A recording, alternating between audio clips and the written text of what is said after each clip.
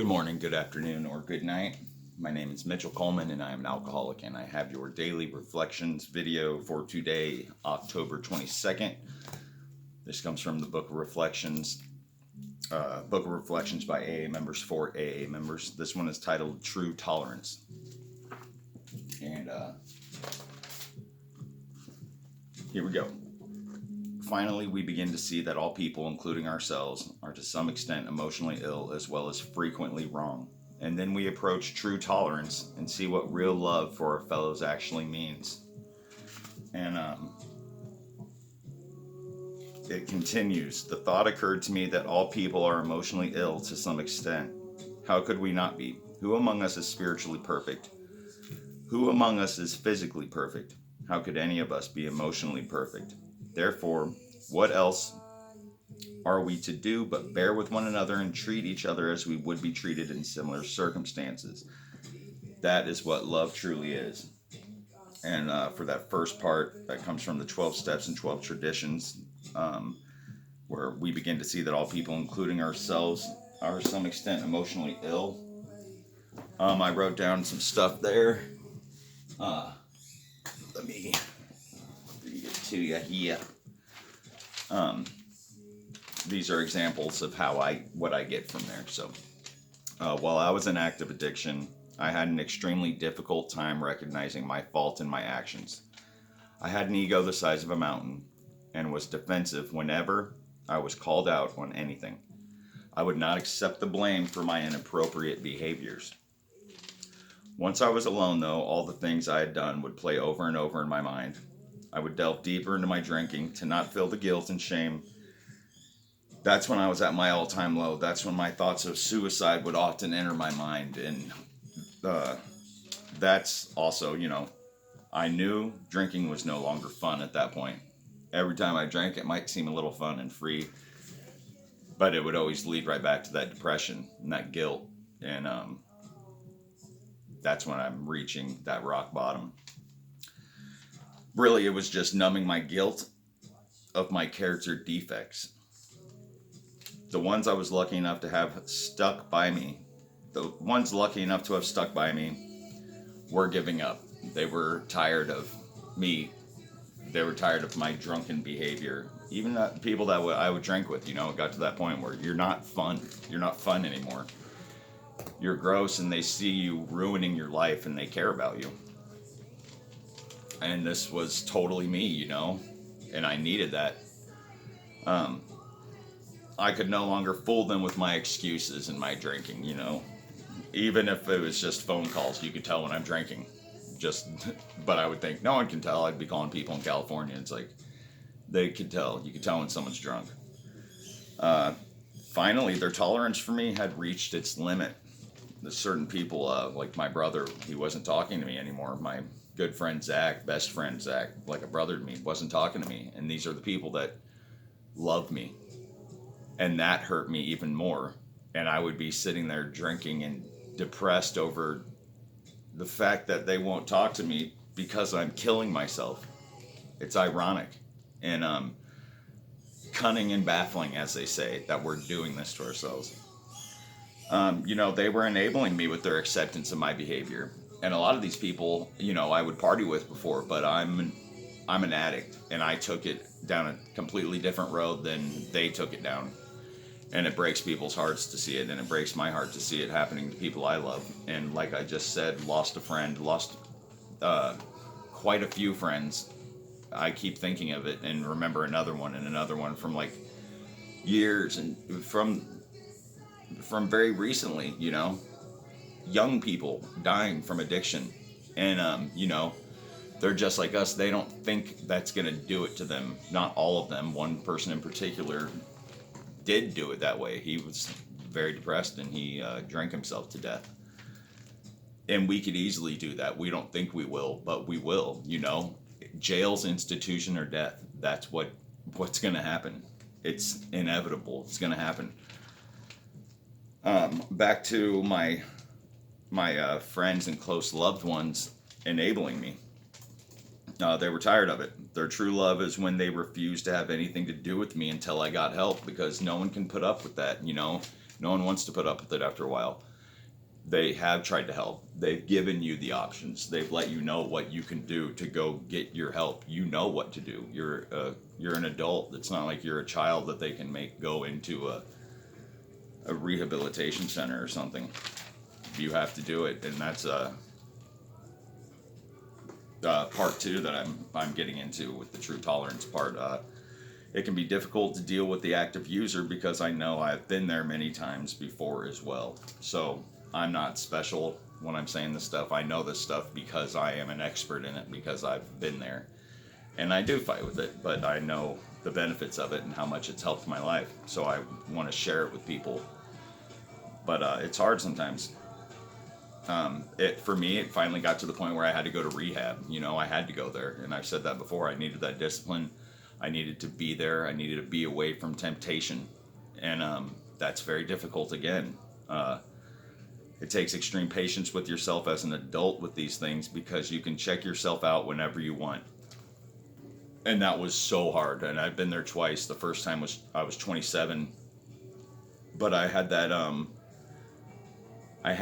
strength to want to change. And, at that moment, I was doing it for the wrong reasons, too. I was also trying to, get better, to get a girlfriend back. Plus, I was in Missouri. I didn't have any of my friends to go to. I could have went to, a family member's house, but either way, I got dumped in rehab and stuck it out. I'm very proud of myself on that. But, it's very, very difficult, because anything can piss you off and you could just leave. You could check yourself out. People are legally there sometimes, but you can leave whenever you want. And that's where it really helps you, because you are learning patience. And that's also what I'm going to get into right here. You have to want it. You have to want this change. And it's going to be very hard, because you get to that point. You're either right there at your rock bottom, or you haven't hit it yet. And that rock bottom could be death or killing someone else. And that's super sketchy. And unfortunately, that's the road of, that's the cycle for an addict. You have to leave your ego at the door. The ego is super important in all this, because our egos are huge. We feel like we're invincible. We feel like we're better than people. We're defensive. That reminds me, I marked something in this book that I've been reading called Ego is the Enemy. I've talked about it before, by Ryan Holiday. It's got something really cool. This is a great book, and it's helped me a lot. It says, it doesn't matter how talented you are, how great your connections are, how much money you have. When you want to do something big and important and meaningful, you will be subjected to treatment ranging from indifference to outright sabotage. Count on it. Mentally, count on it. In this scenario, ego is the absolute opposite of what is needed. Who can afford to be jerked around by impulses, or believe that you're God's gift to humanity, or too important to put up with anything you don't like? Those who have subdued their ego understand that it doesn't degrade you when others treat you poorly. It degrades them. And it's that perception, it's that mentality you have to get into, because when you're in rehab, you're gonna have people telling you what to do. You're forced to do and follow rules. You have to follow these rules. You're in there with a bunch of other addicts that are gonna piss you off again. Sorry for my language, but they're gonna make you mad. I was in there with about 100 dudes, ranging from every sort of addiction: old, young, heroin addict, meth, PCP, alcoholics, everything you could think of. People that have been there for, getting ready to graduate, from 6 months being there to someone that just came in. So you're dealing with a whole lot of different stuff. You're bunked up with these people. You have the majors at the Salvation Army. You have to follow their rules. And, it's a lot of rule following, but that's where you have to check your ego, because you can't just get mad, ticked off, and just go, I want to leave. And I've almost done it a couple times, and there's a really awesome dude there named John. And he talked to me a couple times, just don't give up. And I can't thank him enough for that, because I finished it out, and it's changed my life. But yeah, that ego is super gross. Who are we to think we are so important? Our lives are short. They can be meaningful, but we're no better than anyone else. And that's why I want to help people as well if I can. You know, it's just part of my recovery is to try to help people and help that addict understand that people get to that point where they can't do it anymore. You have to go do it for yourself, and you can't continue to make up these lame excuses after you even start to get better, and then you go back out. Um, that's even worse. You know, you've pushed everyone away, and that's when you're really reaching that rock bottom, and it's very scary and it's very sad. But that's what it is. These people actually care and love you. They are just sick of they're enabling you by giving you that love. And they will be there for you after you make a change. You have to do it and you have to stick with it, or it's just fake and bullshit. So give it a chance. For me, back to the rehab thing, give it a chance, complete it. You have nothing to lose but some time. And think how long you've been using and drinking. Your whole life almost, you know. What's a little bit of time? Some rehabs are only 21 days. I mean, and most likely your life is in shambles anyway. And I know how difficult it can be, again, because you want to drink every single day. But man, just give it a chance, you know. Just like I say, one day at a time, and they say in the program, one day at a time. Give it a chance. If it didn't work for you, then you know, I don't know. You got to keep trying. But what are you going to lose? I mean, most likely you've pushed everyone away from you. You have nowhere to live. You've lost a job. If you don't have any legal issues, then you have nothing holding you back than to go get help. That's it. Because, man, you're at that end. It's freaking horrible, but you've got some, man, I'm just so proud of the people that actually go get that help. It says a lot about their personality, and it's just a beautiful thing, and it will change your life. I can guarantee it will help your life in so many ways. And everyone gets help differently there. You know, we all take stuff differently, and that's just the beginning, and you just have to be patient with it. But man, I can't say enough about rehab and how much it helps. It's very important, and it's great. There's free ones, you know, you can go there for free, and it's amazing. And it's nothing to be embarrassed about or any of that. I mean, who are you going to embarrass? The ones that you care about and love the most? Are you scared that they'll judge you? When in actuality, that's your mind playing tricks, because they will be so happy and proud of you, like I know people are for me. And even new people I meet, I don't care if they know. I have to let them know straight up, I'm an addict, I'm an alcoholic. Nothing wrong with that. It makes me a better person. I guarantee they like the person they're talking to sober than they would drunk.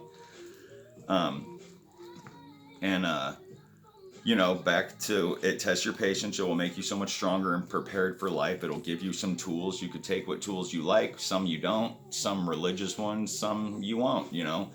It's all up to you and what works for you in your life, your own choosing, your own choosing of a higher power, your own choosing of your program, how to implement it. It'll all come with time. It's different for everyone. It's like a buffet, you know, you take what you want, you don't have to take everything. Because sometimes just going to AA is not enough. Going to one meeting a day is great for some people, you know, but some people are worse than others. And, you know, if you still have all that free time in your hands and you're like, hey, I went to a meeting today, cool. I mean, I went to so many meetings and went out and got drunk right after. Really gross, you know, and then I'd be driving by the AA hall and be like, oh, I hope they don't see me. Man, like driving by with guilt so many times. Gross. You know, make a list of the pros and cons. Have you hurt the people that you love the most? You'll see when you're actually writing this stuff down. Write down the people that you love the most, and then write down how you've hurt them. Write down the things you've done to push them away from you. And don't get defensive with yourself. Write down what you could have done different to not have let that happen, you know, and not all the time it's going to be your fault, but I can promise you this, most of the time it's your fault. And you reacted with your ego, you reacted with your self-defense about you were defensive about protecting your addiction and protecting your ego and protecting your excuses to be able to go use. It's horrible. uh, You need some time of sobriety to really reflect on these things, because you are ill right now in many senses. Spiritually, you're depressed. You feel like life is horrible. You know, you're physically ill. You're mentally ill. You're spiritually ill. Physically ill. Why do we do this to ourselves? It's like I've said before in videos, we will stop for a day or two. And in my case, it's because I was so sick from drinking and going on a bender for days. And then it's like, all right, you start to get back to that good feeling and you're feeling great. And that's when the addiction kicks back in. You're like, I feel good. I can do it this time. And it's that vicious, cunning, and baffling, endless cycle. It's gross. Like, why do we want to get rid of that good feeling? Once we reach that feeling, if I feel good, why are we going to want to go put more poison in it? Also, I got something from As Bill Sees It Again. This is about more like of the doing personal inventory. It says, self-searching is the means by which we bring new vision, action, and grace to bear upon the dark and negative side of our natures. With it comes the development of that kind of humility that makes it possible for us to receive God's help. Yet it is only a step we will want to go further. We will want the good that is in us all, even in the worst of us, to flower and grow. But first of all, we shall want sunlight. Nothing much can grow in the dark. Meditation is our step out into the sun. Duh. That was just from yesterday's daily reflection even, but it's so true that self-searching, we have to write that stuff down, we have to see it, we have to read it, we have to talk to someone else about it, get a sponsor, find someone to talk to. But if it's someone you've talked to a whole bunch and you've pushed away, they're not going to want to hear it. You're going to want to go to an AA hall, you're going to want to call some phone numbers. There's people you could talk to, but the ones that you've kind of pushed away, that's just not going to work anymore for me, because I got to that point. They won't even want to answer my phone call. They've heard all the stuff. It's just, it gets to that point and it's scary, because that's right there. You're right there at the edge of that rock bottom that we all need. Not all of us addicts do need, but it's scary as hell, because is that rock bottom going to kill you or kill someone else or something really major and put you in jail? It's real. I mean, that's what it is. I can't say it enough. It's so jacked up, and it's frustrating as heck. But back to this. In my addiction, I was so delusional that I thought drinking and drugs actually made me better at the things I love: art, skateboarding, music, writing, my personal relationships, etc. There's endless things that I would think my drinking and drugs actually made me better at. And that again was the ego. That again was that addict brain telling me I'm better at these things to have excuses.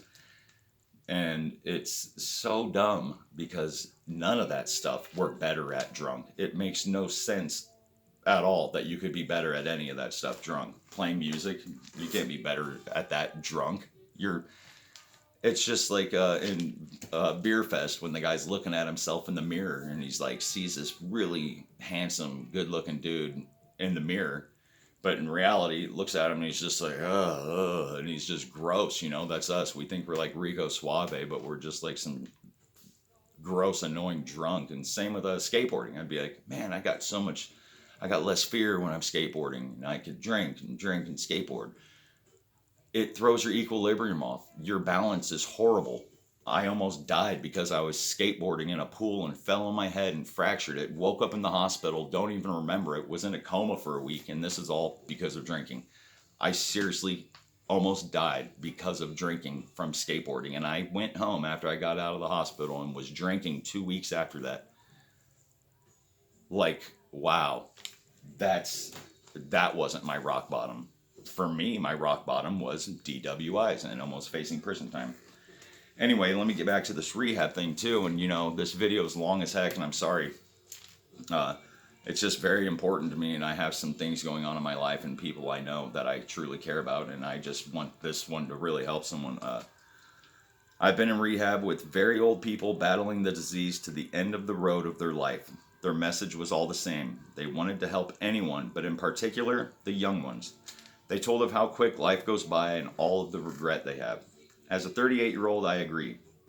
The past 10 to 15 years of my life have went by in a flash, and a majority of it I don't even remember.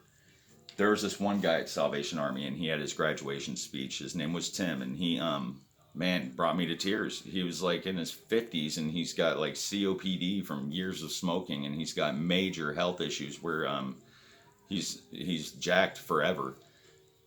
And I've seen him now even on the streets, and he's out using it again. But anyway, his speech brought tears to my eyes because he was just saying how much he wishes people could get it and understand all of the life that he's lost because of this. And it will go by so quick. We all know life goes by so quick. Time is just, time is a made up thing. We can all think of stuff like this video's went by for 20 minutes now, and I've just been talking, but it's we could remember high school. We can remember those first times of drinking with our friends and how fun it was, and that's what we cling on to, those fun times. And they also say, we haven't really aged mentally since we started in our addiction. So I'm really like 15 years old, maybe 17 now, 19, whatever, because we're still stuck in that very immature phase, and we're still stuck in this trying to be cool stuff when none of that shit matters.